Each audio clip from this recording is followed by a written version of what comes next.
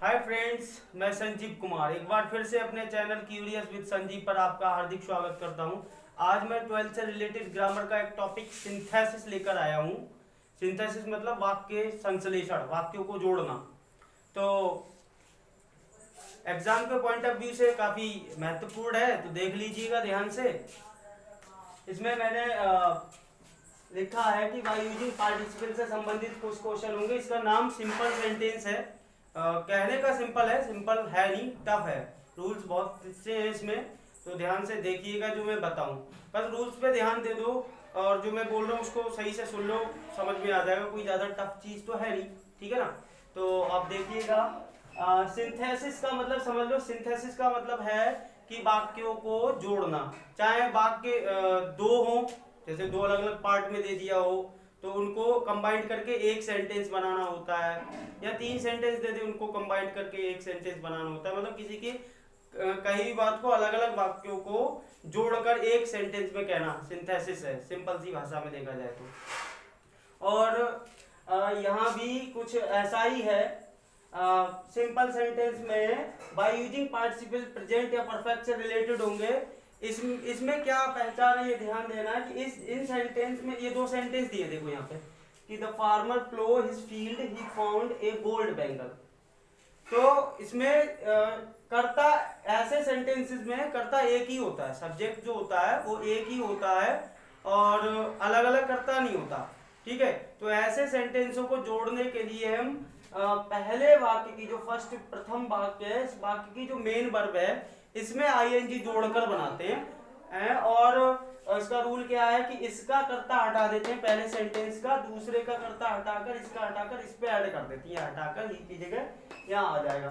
देखो मैं बताता हूँ, दोबारा समझ लो। ऐसे वाक्यों में कर्ता एक ही रहता है, अलग अलग नहीं होता, और एक ही वक्त में काम होता है। एक काम के साथ साथ मतलब दूसरा काम दर्शाया गया होता है। ये इसकी मेन पहचान है। जैसे यहाँ the farmer plough is field, किसान ने अपना खेत जोता या जोत चुका है। He found a gold bangle, उसे एक सोने का कड़ा या चूड़ी मिली। बैंगल में चूड़ी या कड़ा होता है, ठीक है।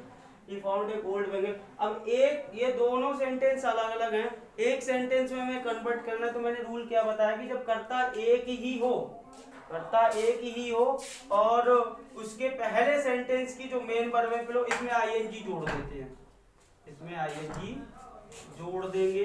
Ploughing his field, his field.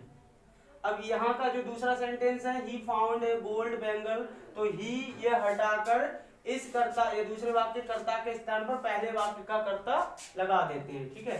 तो ploughing his field the farmer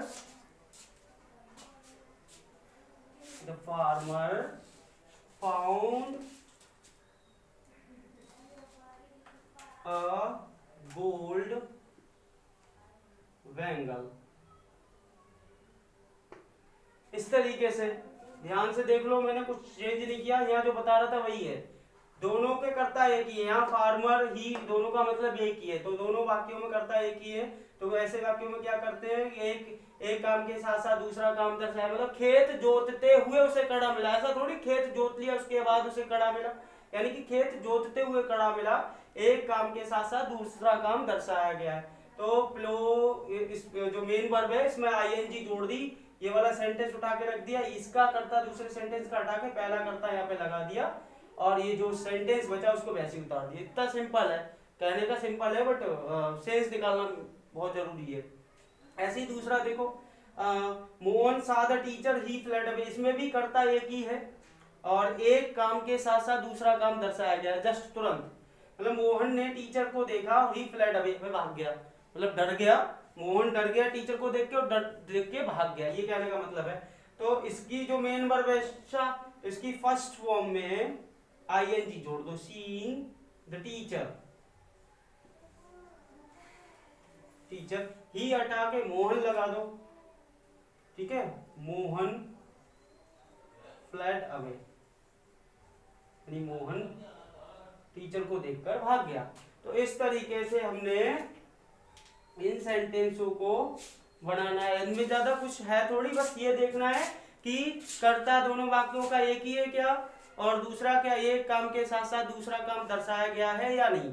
ये अगर पहचान मिल जाती है तो आप पहले वाक्य की जो मेन वर्ब है उसमें आईएनजी जोड़कर बना देंगे। ठीक है, तो आप नोट डाउन कीजिए इन क्वेश्चंस को जो सॉल्व किए मैंने सेंटेंस। हाय फ्रेंड्स, तो आपने वो नोट डाउन कर लिए होंगे और समझ भी लिया होगा। अब उसी टाइप के सेंटेंस हैं, बस थोड़ा सा डिफरेंस है। कर्ता एक ही होगा, कर्ता एक ही होगा, लेकिन एक काम खत्म होने के बाद में दूसरा स्टार्ट हुआ होगा। उसमें क्या था, एक ही कर्ता था लेकिन एक काम के साथ साथ दूसरा काम हो रहा था। देखो यहाँ पे जैसे ये लिखा है the thief broke the lock he stole the money, यानी चोर ने ताला तोड़ा, ताला तोड़ने का काम खत्म, और ही स्टोल द मनी, उसने पैसे चुराया, धन चुराया, जो भी कुछ था उसमें से निकाल लिया। मतलब करता है कि ये चोर ने ही ताला तोड़ा, चोर ने ही धन चुरा लिया, पैसे चुरा लिए, जो भी था। तो इस ऐसे सेंटेंसेस को जिनमें कर्ता एक ही हो और एक काम खत्म होने के बाद दूसरा स्टार्ट हुआ हो, उन सेंटेंसेस को हम हैविंग से बनाते हैं। ठीक है, किससे बनाते हैं, हैविंग लगाकर।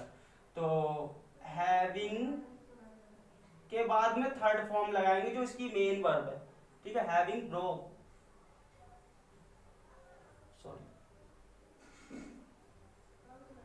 हैविंग ब्रोकन द लॉक, बाकी सेंटेंस ऐसे ही उतारेंगे, कॉमा लगाएंगे। ठीक है, अब ही सेकंड वही तरीका है, पहले वाले में जो हम करता चेंज कर रहे थे, एक्सचेंज कर रहे थे, वही यहाँ करना है। ही हटा के यहाँ पे द थीफ लगा देना है, द लॉक थीफ।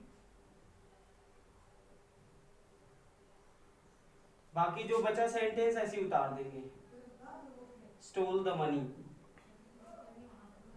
क्लियर? ठीक है, यानी कि कर्ता एक ही था, एक काम खत्म हुआ, उसके बाद दूसरा शुरू हुआ। तो जब ऐसा सेंटेंस आ जाए तो उन सेंटेंसेस को हैविंग से बनाते हैं। हैविंग लगा के जो मेन वर्ब है उसकी थर्ड फॉर्म लगाएंगे, having broken the lock the thief stole the money.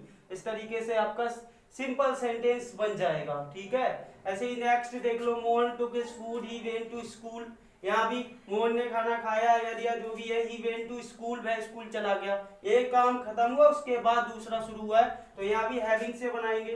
ठीक है, टुक की थर्ड फॉर्म लगा दो, take, having taken his food, comma लगा के जो ही है उसको एक्सचेंज कर दो, ही हटा के मोहन लगा दो, मोहन वेंट टू स्कूल। ये आपका बन गया सिंपल सेंटेंस।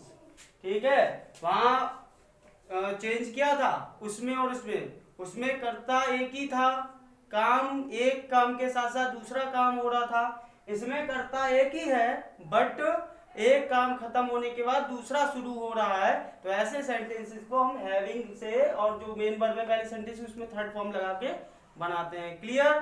तो आप इस सेंटेंस को उतार लीजिए, नोट डाउन कर लीजिए सही से। तो आपने नोट डाउन कर लिया होगा और आपको समझ में भी आ गया होगा।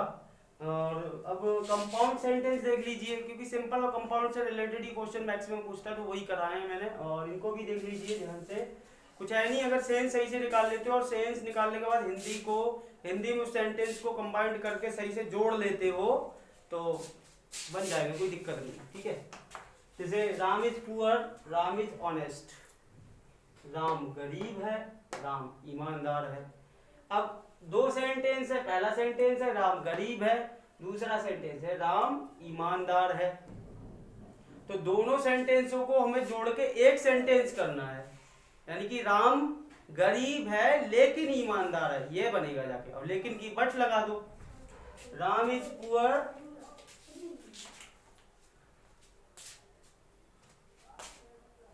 Ram is poor but. अब राम दोबारा नहीं लिखना है, यहाँ ही लगा दो। ठीक है, क्योंकि राम दो बार यूज करके कोई फायदा नहीं है, तो इसलिए राम इज पुअर, राम गरीब है लेकिन वह ईमानदार है। कैसा है? वह ईमानदार है, बट ही इज ऑनेस्ट। ठीक है, एक जैसा करता था तो उसको दूसरा हमने प्रोनाउन में चेंज कर दिया। तो अगला सेंटेंस भी ऐसा ही है, his father is ill he will not come.